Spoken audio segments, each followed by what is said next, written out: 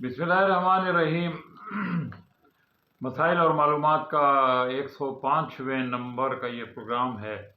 اور یہ بھی جماعت اسلامی پاکستان کے کل پاکستان اجتماع کے حوالے سے جماعت اسلامی کی خواتین ونگ کی جو تنظیم ہے اس کے بارے میں، اور اس کے بارے میں چند دلچسپ باتیں ہمارے ملک میں اور شاید دنیا بھر میں ترقی پذیر ملکوں میں خاص طور پر، اور ترقی یافتہ ملکوں میں بھی خواتین کے حقوق کا بہت چرچا ہوتا ہے، بہت نعرے بلند کیے جاتے ہیں۔ حالانکہ ان ترقی یافتہ ملکوں میں خواتین کے ان نعروں کے جواب میں جو کچھ ان کے ساتھ ہوا ہے، جس طرح سے وہ بھی مردوں کی طرح ٹرینوں میں دھکے کھاتی ہیں، جس طرح بسوں میں دھکے کھاتی ہیں، جس طرح نوکریاں کرتی ہیں، جس طرح ان کے گھر کا نظام بگڑا ہوا ہے، جس طرح ان کے بچوں کی تربیت نہیں ہو پا رہی، ایسے ہی پاکستان میں بھی ہماری کچھ خواتین ان کو بھی یہ شوق پیدا ہوا ہے کہ ہم بھی ان ملکوں کی خواتین کی طرح مردوں کی نام نہاد برابری اپنائیں۔ حالانکہ یہ برابری نہیں ہے،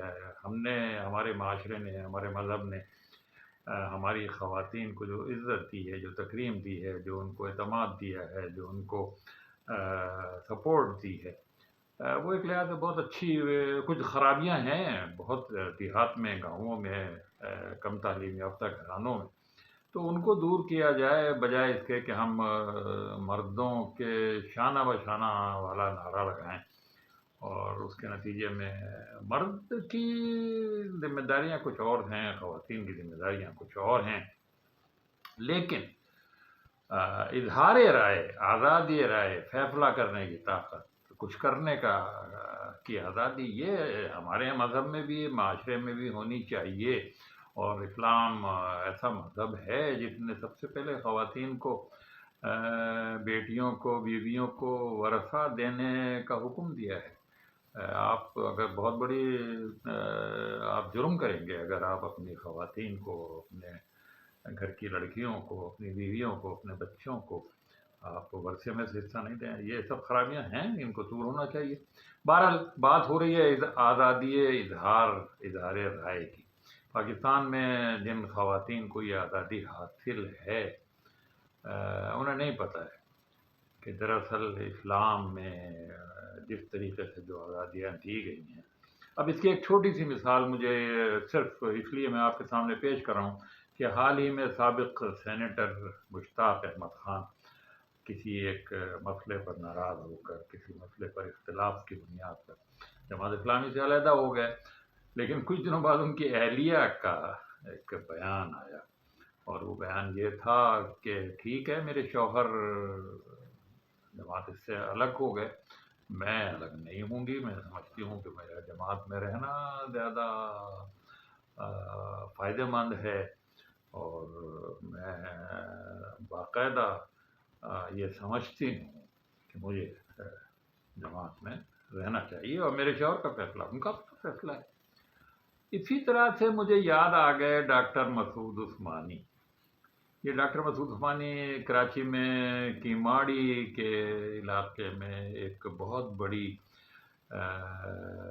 کہنا چاہیے درگاہ کے قریب اسی گلی میں رہتے تھے، اور ماشاءاللہ ان کا رخ توحید کی طرف ہو گیا، اور ہونا چاہیے ہر مسلمان کا، اور اس توحید کی طرف ہونے کے نتیجے میں انہوں نے جماعت اسلامی بہت پہلے سن 1957 میں چھوڑ دی۔ وہ سیاست میں بھی حصہ لینے کے مخالف تھے، لیکن ان کی اہلیہ تا دم مرگ، ان کے بعد بہت میرے خیال 30 سال حیات رہی ہیں، اور اس عرصے میں وہ جماعت اسلامی کی رکن رہیں۔ ان کے مشورے شامل حال رہے جماعت کے، بہت سارے ارکان اور کارکنوں کی شادیاں انہوں نے کرائیں۔ تو ایسی خواتین جماعت اسلامی میں موجود ہیں۔ اور اس سے پہلے پھر مجھے مولانا کہنا چاہیے امین احسن اصلاحی صاحب یاد آ، مولانا امین احسن اصلاحی صاحب سن 1958 میں سیاست اور انتخابات میں حصہ لینے کے حوالے سے اختلاف کے بعد مستعفی ہو گئے۔ ان کی اہلیہ بھی پوری زندگی جماعت اسلامی کی۔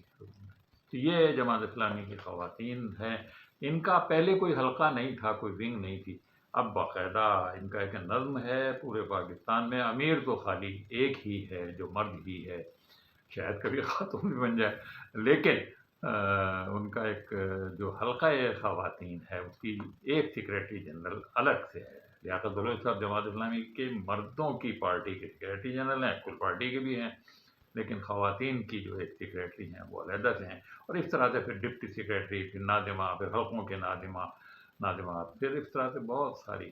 کہنے کا مقصد اور مطلب یہ تھا کہ جماعت اسلامی میں خواتین کو بھی پورا حصہ اور حق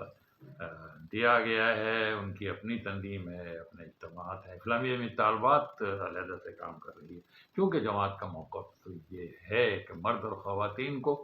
علیحدہ علیحدہ دائروں میں کام کرنا چاہیے، ان کا اتنا ملنا جلنا نہیں ہونا چاہیے، پردے کا لحاظ رکھنا چاہیے۔ ان سب باتوں کو مضبوط رکھنے کے ساتھ ساتھ جماعت اسلامی کی خواتین بہت سرگرم ہیں۔ جو دھرنے، جو جلسے، جو احتجاج ہوتے ہیں، ان میں بعض مائیں اپنے نوزائیدہ بچوں کے ساتھ، اپنے چھوٹے بچوں کے ساتھ گودوں میں، یہ ایسی خواتین نہیں ہیں، ان خواتین کی طرح نہیں ہے کہ جو اگر اسلام آباد کے فاطمہ جناح پارک میں واک کرنے بھی جائیں تو پھر ان کے بچوں کو ماسیاں اور نوکر جو ہیں وہ گودوں میں اٹھائے ہوتے ہیں۔ ان کے پاس اتنی ماسیاں اور اتنے نوکر نہیں ہوتے، یہ اپنے بچوں کو گودوں میں اٹھائے، برقعوں میں، حجاب میں ملبوس، اپنے گھر کے کام کاج کرنے کے بعد ایسے اجتماعات میں شرکت کرتی ہیں۔ داد دیں کے لائق ہیں یہ لوگ۔ جماعت اسلامی کو جہاں بہت ساری انفرادیت اور جماعتوں پر حاصل ہے، ان میں ایک انفرادیت ان کی یہ بھی ہے۔ یہ تھا آج کا پروگرام، انور سعید کو اجازت دیجیے، اللہ حافظ۔